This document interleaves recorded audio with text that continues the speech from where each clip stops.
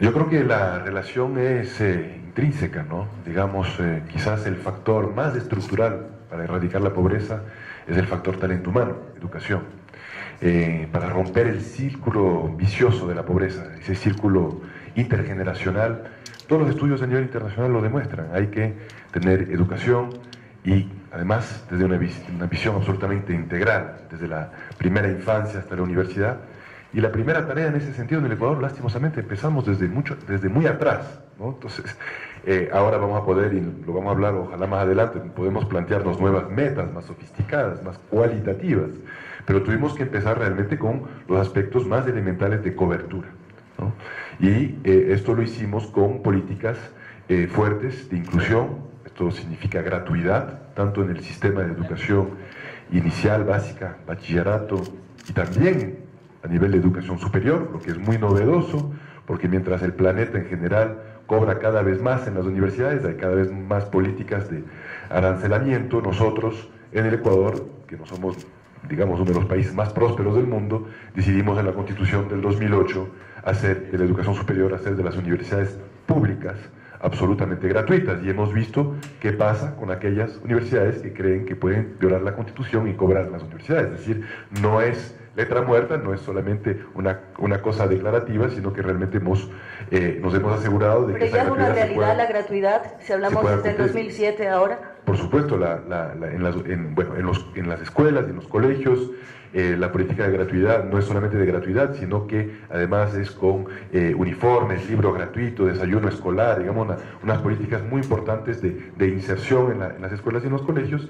Y a nivel de universitario, ya hemos visto lo que pasa con las universidades públicas que han querido cobrar violando la Constitución, algunas de ellas, 3 en este momento, y hay un proceso de investigación también en curso, pero 3 universidades están siendo intervenidas por haber cobrado y haber violado la Constitución. Entonces, estas políticas de cobertura son muy importantes, han significado también una vergonzosa reducción de brechas que habíamos heredado entre mujeres y hombres, entre urbano-rural, entre pueblos de nacionalidades y mestizos.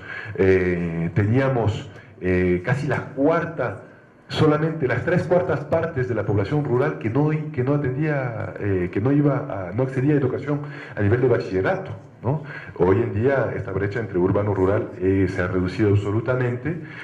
Subimos a nivel nacional de un vergonzoso 47% de jóvenes que accedían a bachillerato a más del 65%, que todavía sigue siendo bajo, pero es un incremento casi de 20 puntos en este gobierno.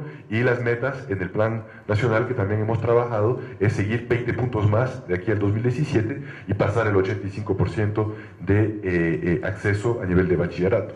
Esto también se traduce en educación superior. Hay un incremento del 13% de la matrícula en educación superior. Ha sido más lento de lo que quisiéramos, porque también, ojalá lo podamos hablar más adelante, es importante no ofertar cualquier educación, sino que tiene que ser educación de calidad para que sea verdaderamente democratizador. Pero a pesar del cierre de las universidades, que afectó al 8% de la población estudiantil, logramos de todas formas incrementar el 13% de la matrícula en el Ecuador. Entonces, creo que el primer paso era ese, ¿no? Teníamos estadísticas de cobertura, de acceso, que eran realmente vergonzosas, con grandes brechas entre los diferentes quintiles, entre urbano-rural, entre temas de género, temas étnicos. Creo que estamos por fin enmendando este sombrío legado, y tenemos, por supuesto, muchos retos todavía que enfrentar, que se traducen en indicadores claros en el Plan Nacional para el Buen Vivir, que seguramente los vamos a poder cumplir trabajando coordinadamente, como lo hemos hecho también en el Comité de Erradicación de la Pobreza.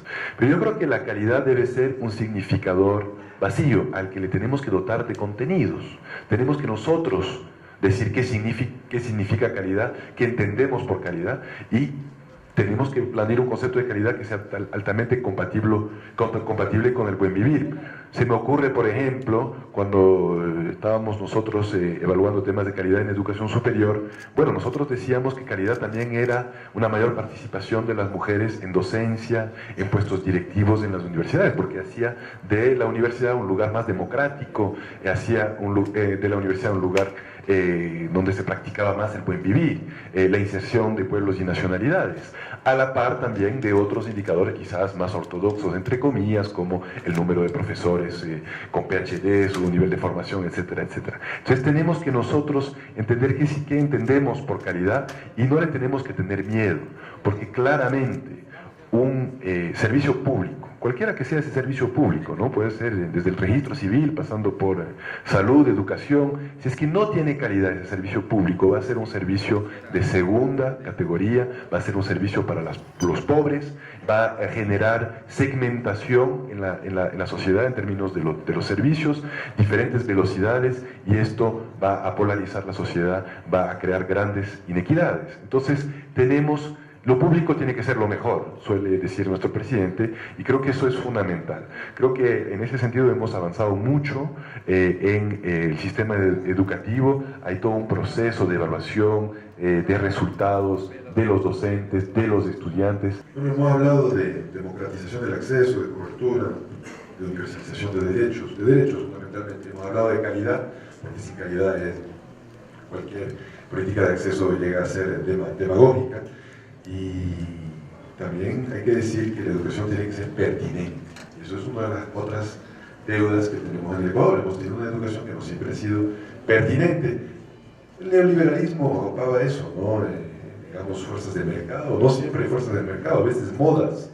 Entonces, durante la época neoliberal, la moda era las carreras, por ejemplo, del sistema de educación superior, las carreras de la intermediación. Porque el neoliberalismo trataba mucho de la economía virtual, no de la economía real. Entonces, todas las carreras vinculadas a la producción realmente decayeron, y tuvimos, sobre todo en las universidades privadas, hasta un 60% de carreras vinculadas a administración de empresas, ingenierías comerciales, mercadotecnia, marketing.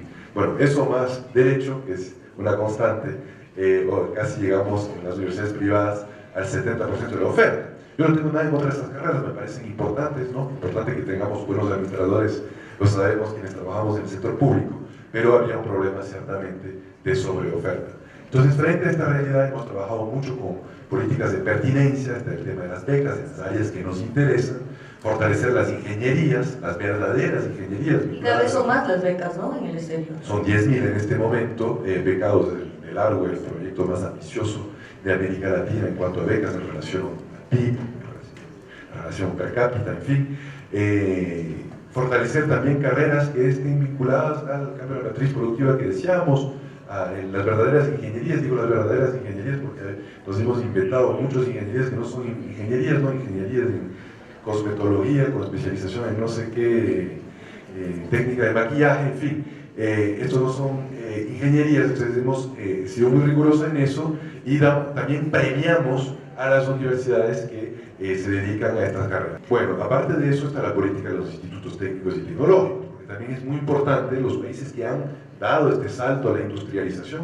Cuando hablamos de cambio de matriz productiva no hablamos solamente de industrialización, pero la industrialización sin duda juega un papel importante.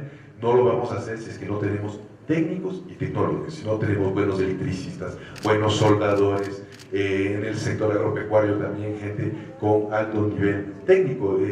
No creo que sea coincidencia, tengo bastante críticas de ese modelo, pero solamente como ejemplo, no creo que sea coincidencia que el país menos golpeado a la crisis en la Unión Europea sea Alemania, ¿no? Porque ha logrado mantener básicamente su base industrial, no solamente la economía de servicios, que ha sido más vulnerable en algunos otros países. Y eso lo han logrado porque el 60% de sus estudiantes del sistema de educación superior es el sistema técnico y tecnológico. Solamente el 40% están en las universidades. Acá en el Ecuador es al revés. El 9% de nuestros estudiantes del sistema de educación superior están en institutos técnicos y tecnológicos, y no siempre de buena calidad, y el 91% están en las universidades, afortunadamente de cada vez mayor calidad. Entonces, en el año 2015 vamos a construir los primeros 14 institutos técnicos. Van a ser muy emblemáticos, muy bonitos, una gran infraestructura, van a ser muy llamativos para poder también dar